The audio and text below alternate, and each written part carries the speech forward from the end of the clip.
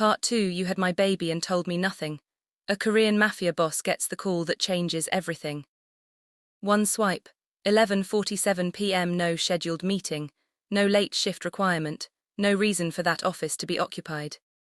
Young-soo Han's badge. The analyst flagged it as an anomaly and moved it up the chain. It landed on Seon-yi's desk the next morning. He read it twice, then a third time slower, like he was hoping the words would rearrange themselves. They didn't. He didn't confront Young-soo immediately. That restraint cost him more than almost anything else in this story. Sitting across from the man who had stood beside him through every war he'd ever fought, saying nothing while his mind quietly dismantled a decade of trust piece by piece. He spent 2 days building the full case. The how far turned out to be the part that changed everything. Buried in the same server logs, once he knew where to look, were fragments of encrypted outbound communication tracing through 3 intermediary shells back to Marcus Shin's organization. It wasn't just betrayal, it was a leak with a destination. Seon-yi sat with that knowledge until the sun came up, and somewhere in those hours, the shape of the danger his children were in became clear to him in full. This wasn't a private secret that had been hidden and might now simply be revealed. This was a rival syndicate that had known about his children for months, long enough to plan, long enough to wait for the right moment. And a traitor inside his own walls who had handed them the keys. He called Young-soo in alone. No guards, no witnesses, because what he was about to do needed to be done as a man who had been betrayed, not as a boss performing power for an audience. Young-soo walked in already knowing, by the stillness in the room, that something had shifted. He didn't deny it when Seon-yi laid the printed logs on the table. "You would have been my son's guardian," Seon-yi said quietly. "If I died before he was old enough, you know that. I would have trusted you without a second thought." "I know," Young-soo said. "Then explain it to me, because I have spent 10 years believing you were the one person in this building who didn't need explaining." Young-soo's hands, folded on the table, didn't move. "You were never going to give me more than what I already had," he said, and for the first time in a decade there was no performance in his voice, just the bare shape of the thing he'd been carrying. "I built half of what you have. The moment a child existed with your blood in their veins, every door I'd spent my career prying open was going to close permanently. So you handed my children to a man who would have used them to destroy everything you claim to have helped build." "I never thought he'd actually find them," Young-soo said, and for one unguarded second something like genuine regret moved through his face. "I thought I was protecting my own future. I didn't think it through past that." "That," Seon-yi said, standing slowly, his voice never once rising, "is the difference between ambition and vision. Vision means understanding exactly what you're willing to destroy to get what you want. You didn't understand that until it was already too late to take it back." He didn't have him killed. That would have been the easy ending, the kind of ending his father would have demanded. Instead, within the hour, Young-soo Han was stripped of every title, every access, every loyalty the organization had ever extended him. What happened after that left this story's frame entirely. And Seon-yi, for the first time in his adult life, didn't ask for details. He didn't need the satisfaction of knowing. He needed the silence Young-soo's removal would buy him, and the door it would close on Marcus Shin's information pipeline before anything worse could happen. What he didn't know was that the door had already closed too late. Marcus Shin had stopped needing new information 3 days earlier. He already knew exactly where Elise Carter was, and he was done waiting. In Atlanta, Elise spotted the car again on a Thursday, parked across from the laundromat below her apartment.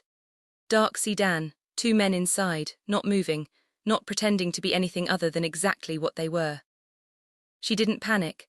She'd learned over months of quiet, careful survival that panic was a luxury she couldn't afford with 2 infants depending on her not to fall apart. She closed the blinds, moved the twins to the back bedroom, and called Nadia with a voice steady enough that her sister almost didn't catch the fear underneath it. "They're back," Elise said, "same car." "You think it's them, the ones from before?" "I think," Elise said slowly, "they've never once tried to scare me off. They just watch and leave, and I don't think people who only want to frighten someone behave like that." She was right, she just didn't yet know how right. What she also didn't know was that 2 days earlier, a different kind of attention had finally arrived in the city. One of Daniel's contacts, asking careful questions at a hospital records office. 2 groups racing toward the same address for entirely different reasons, neither aware of how close the other had already gotten. It was Nadia who spotted Daniel's man first, asking too many direct questions at a pharmacy 2 blocks away, showing a photograph that made the pharmacist's eyes flick briefly toward the apartment building above the laundromat before she caught herself. Nadia told Elise that night, and for the first time since she had run, Elise felt something close to true terror. Not because a stranger was looking for her, but because it meant the silence she had built around herself, the silence she'd treated like a wall thick enough to keep her children safe, had just developed a crack wide enough for more than one kind of danger to slip through. "We need to move again," Nadia said. Elise looked at her twins asleep in a crib, already too small for both of them, and felt the full crushing weight of a decision she had been making in smaller versions every single day since they were born. "I don't know if we can keep doing this," she said quietly. "I don't know how many more times I can run before one of us makes a mistake." It was the first time she had said the thought out loud. It wouldn't be the last. What happened 3 nights later is the part of this story you need to lean into, because it's the moment everything Elise had built nearly came apart in her hands. She had gone out, carefully, briefly, just to a 24-hour pharmacy 4 blocks away for formula, leaving the twins asleep under Nadia's watch. She was back in 25 minutes. The apartment door was open. Not broken, open, the way it had been open months earlier in a different city, in a different life, with a different message waiting on the counter. Her body understood the shape of that memory before her mind caught up. And she was running before she'd consciously decided to. Nadia was on the floor of the living room, a chair knocked sideways, a thin line of blood at her hairline where she'd hit something on the way down. Conscious, furious, scrambling back to her feet the second Elise came through the door. "I tried," Nadia said, and she was crying for the first time Elise had seen her cry since their mother's funeral. "I swear to God, Elise, there were 2 of them, I couldn't." The crib in the back bedroom was empty. Elise stood in the doorway of that room for what felt like an hour and was probably 4 seconds. And in those 4 seconds, every single thing she had built, the careful silence, the cash payments, the new name, the promise she'd made in a hospital room before either of her children had a name at all, collapsed into a single unbearable fact. She sank to the floor of that empty room, the formula bag still gripped in one fist. And for the first time in all the months since this began, she let the full weight of everything she'd been carrying actually land on her. Not managed, not pushed down to make room for the next decision, just felt completely. "Elise," Nadia's hand was on her shoulder, gentle and insistent. "Elise, look at me. This is not over, you hear me, this is not over." It took her a long moment to find her voice. When she did, it came out smaller than she meant. "I don't know how to fight people like this, Nadia. I never did, I just knew how to run." This is the part where she almost gave up. Not the version you'd put in a trailer. Not the version with standoffs and shouting. The version that happens at 2 a.m., alone in the dark, when a person has to decide whether to keep fighting or finally let the fear win. Stay with me, because what she does next is the reason this story is worth your time. She didn't call the police. There was no version of that conversation that ended anywhere useful. Not with a mafia divorce, a rival syndicate, and a set of circumstances no precinct in Georgia was equipped to untangle in time. She called Daniel instead. The number Nadia had found scrawled on a torn receipt inside the bag of formula that Daniel's man had clumsily left behind during his own search 2 days earlier. The only thread connecting her, however reluctantly, back to the one person whose resources actually matched the size of this problem. Daniel picked up on the second ring. "They took them," Elise said, and her voice cracked clean through the middle of the sentence. "My children, someone walked into my apartment and took them, and I need." "Elise," Daniel's voice was steady, deliberately so, the voice of a man who had learned long ago that steadiness was sometimes the only thing you could give someone in free fall.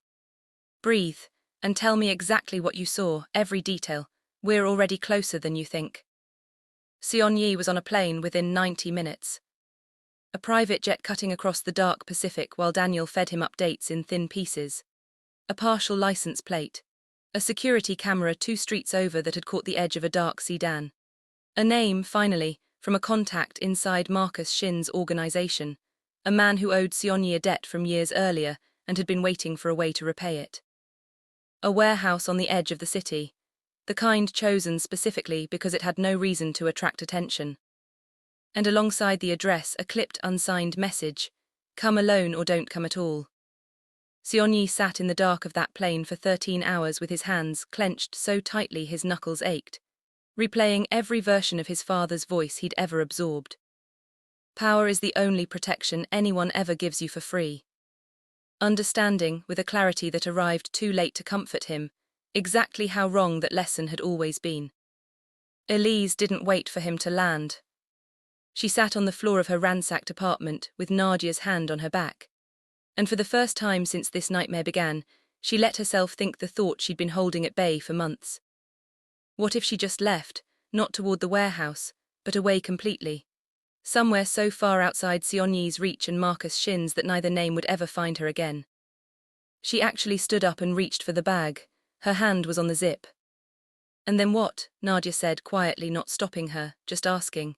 "You raise them somewhere new and they grow up never knowing where they came from, never knowing their father existed. And you spend the rest of your life flinching every time a car parks too long on your street. That's not safety, Elise, that's just running with better furniture." Elise stood there for a long moment, the bag half open. Months of fear sitting in her chest like a stone she'd been carrying so long she'd forgotten what it felt like to set it down. She thought about Connor's hand wrapping around her finger the first time she'd held him. She thought about Chloe's furious, exact cry. The one that always came 2 seconds after her brother's, like she refused to be anything but her own person even at 1 day old. She zipped the bag shut, set it back down. "No," she said, mostly to herself. "Running isn't protecting them, it never was. It was just protecting me from having to find out whether I was strong enough to do this the other way." She picked up her phone and called Daniel back. "Tell him I'm coming too," she said. "I'm done being the person things happen to." The warehouse sat on the edge of an industrial stretch outside the city, half lit by a single security light that buzzed every few seconds like it was deciding whether to quit entirely. Seonyi arrived from the airport in a car that hadn't fully stopped before he was already out of it, and found Elise standing across the street in the dark, having gotten there 12 minutes before him through a route Daniel had mapped for her. They hadn't seen each other in months. There was no version of this reunion either of them had imagined. He looked at her for a long second before either of them spoke, taking in the months written into her face, the new, harder steadiness in her shoulders, the woman who had clearly survived something he hadn't been there to witness. "I owe you months of questions," he said quietly. "I'm not going to ask any of them right now." "Good," she said, "because I don't owe you any answers until they're safe. After that, ask me anything you want, I'll tell you everything." Inside, Marcus Shin himself had come, because a victory this complete deserved his presence rather than a deputy's. He stood beside a portable crib with the calm, assessing expression of a man inspecting collateral rather than children. When his phone confirmed that Seonyi Kwon had arrived alone, as instructed, he smiled. "Let him in, the woman too, it doesn't change anything." What Marcus Shin hadn't calculated was that the woman he was dismissing as an emotional complication had spent the last 40 minutes doing something far more useful than falling apart. While Seonyi had been crossing the Pacific, Elise had spent her own desperate hours working the only resource that had never failed her through months of hiding. Her own network, built carefully, person by person, in an industry built on discretion and favors owed. A photographer whose studio sat 2 blocks from the warehouse and had a clear line of sight to its loading entrance. A boutique owner whose nephew worked private security and knew the warehouse's service entrance, unused for years and completely unwatched. By the time Seonyi's car had pulled up, Elise already had 2 of her own contacts quietly positioned. Not armed, not trained for violence, just present, watching, ready to create exactly the kind of distraction a woman with nothing left to lose needed when she needed it. Inside, the steel door rolled open. Marcus watched Seonyi Kwon walk into a room he didn't control, possibly for the first time in either of their lives. "You came alone," Marcus said, almost warm, the tone of a man who has already won. "I'll be reasonable too, your territory east of the river. Full transfer, no resistance, effective tonight. Your permanent silence about everything that's happened in the last week. Your children go home with their mother unharmed." "And if I refuse?" Marcus glanced toward the crib, almost lazily. By every rule Seonyi had spent his life mastering, this was unwinnable. No leverage, the pipeline gone. his most trusted man the source of the entire catastrophe. His children 20 feet away in the hands of a man with no reason to extend mercy he wasn't being paid for. He's not the only one who came prepared. Every head in that warehouse turned toward Elise. She hadn't raised her voice. She didn't need to. There was a stillness to her that had nothing to do with calm and everything to do with a woman who had decided completely that she was no longer willing to be the person things happened to. There are people outside this building right now, she said to Marcus Shin, who have already documented everything they've seen. And they have specific instructions about what happens if my children and I don't walk out of here in the next 10 minutes. It wasn't entirely a bluff. The photographer 2 blocks away had a long lens trained on the loading entrance and a phone open to a local news producer who owed Elise a favor from a styling job 3 years earlier. A debt that had survived even her months of reinvention. Not enough to win a war. More than enough to turn Marcus Shin's quiet, controlled victory into exactly the kind of public exposure his entire operation depended on avoiding. Marcus's smile faltered for the first time. "You're bluffing." "Try me," Elise said. "Find out how much of your territory you have left by sunrise when this hits a news cycle with your name and a story about a syndicate taking twin infants. You planned for fear. You didn't plan for a mother who's done being afraid of you." The silence that followed stretched long enough for Seonyi to understand, with something that felt close to awe, exactly what kind of woman he had spent 2 years married to, and somehow never fully seen. It was one of Marcus's own men who broke first. The one nearest the crib, glancing toward the entrance with the unease of a soldier, realizing his employer had walked them into a position with no clean exit. Marcus Shin looked at Seonyi with something between fury and grudging respect. "You found a woman willing to gamble on a bluff," he said. "That's either the bravest thing I've ever seen or the stupidest." "She's not gambling anything," Seonyi said, finding his voice. Steadier now because watching Elise hold the line had given him something his own desperation hadn't. "Clarity. She's reminding you that you built your entire plan around the assumption that we'd both be too afraid to call your bluff back. You were wrong about her." One long moment, then Marcus glanced at his men. "Stand down," he said. "Let them go, this isn't worth what it's about to cost." Elise didn't run to the crib. She walked, fast but controlled, the way she had learned to move through every crisis of the last months, because some part of her understood that the moment she lost her composure, this fragile, hard-won standoff could collapse. Connor and Chloe were exactly as she'd left them, asleep, undisturbed by everything that had happened 20 feet from where they lay. She lifted them both, one against each shoulder, the same motion she'd perfected over months of sleepless nights, and felt the full weight of everything she had been carrying finally exhale out of her chest. Seonyi watched her from across the room and didn't move toward them. Not yet. Some part of him understood that this moment belonged to her first. It was Elise who turned to him, finally, twins asleep against her, and said the only thing that mattered. "Do you want to hold your son?" Seonyi crossed the room with his hands, shaking for the first time since he was 9 years old. Elise shifted Connor gently into his arms and showed him, without a word, exactly how to support his son's head. He stood in a half-lit warehouse on the edge of a city he'd never planned to know, holding a child he had missed every single day of existing, and felt every single thing he had ever built, the territory, the fear, the empire his father had handed him like a weapon, and he'd spent his whole life sharpening, collapse into something that suddenly, finally, felt completely meaningless next to the 8 pounds of impossibly fragile life breathing against his chest. When he finally spoke, his voice had none of the coldness that had defined every word he'd said since the phone call. "I'm sorry," he said, to his son, to Elise, to all the months he couldn't recover. "I'm sorry it took me this long to understand what I was supposed to be protecting." Elise, holding Chloe against her own shoulder, watched the man she had divorced finally become someone she recognized from the very beginning of their story. The version who had laughed, surprised, at a rooftop party 5 years earlier, before either of them understood what his world would cost them both. "You couldn't have understood it from the outside," she said quietly.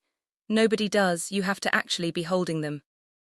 3 weeks later, in a quiet house on the outskirts of Atlanta, not Seoul, not yet. Not until Elise was ready to decide what role his world would play in her children's lives. Seonyi sat on the back porch with Chloe asleep against his chest, and Connor gripping his finger with a strength that still surprised him every time. Elise came out with 2 cups of coffee and settled into the chair beside him instead of across from him.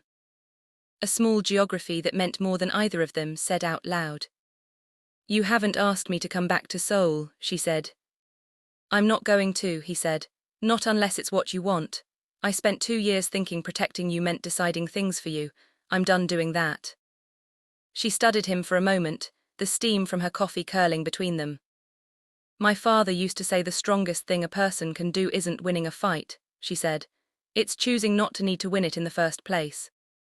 Seonyi looked down at his daughter, asleep against his chest, breathing in that small, impossible rhythm that had undone every certainty he'd built his life around.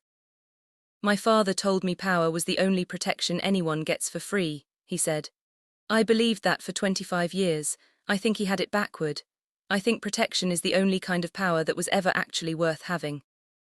Elise didn't answer that. She reached over instead and rested her hand against his arm. The first deliberate touch either of them had allowed themselves since the divorce. He turned his head, slow, careful, the way you move towards something you're still afraid might pull away. She didn't pull away. The kiss that followed wasn't dramatic. It wasn't the kind that erased anything.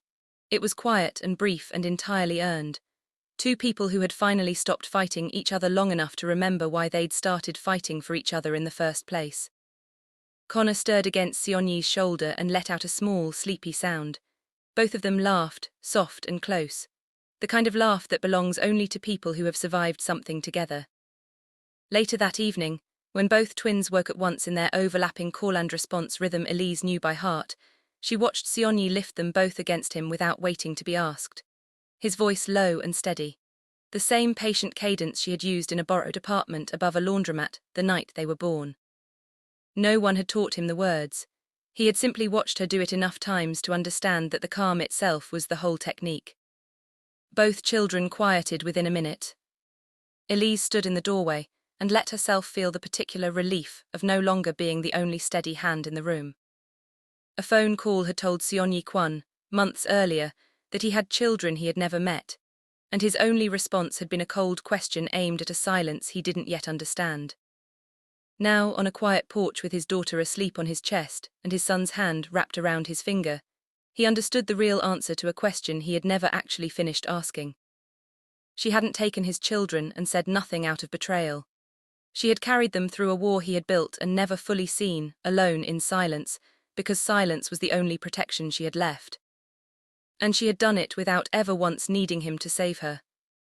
He had spent his whole life believing that power was the only thing strong enough to protect the people he loved. It took 2 small heartbeats, and the woman brave enough to carry them through fire alone to finally show him he had it completely backward. Some battles aren't about power at all. They're about who you're willing to become to protect the people who can't yet protect themselves. And on that porch, with his family finally whole around him, Seonyi Kwon understood for the first time in his life exactly what that kind of strength was supposed to feel like. If you stayed for all of it, drop a comment with the moment that hit hardest. Was it the warehouse, the porch, or the bag she almost didn't put down? Hit like if Elise earned every second of that ending, and subscribe, because the next one is already waiting for you.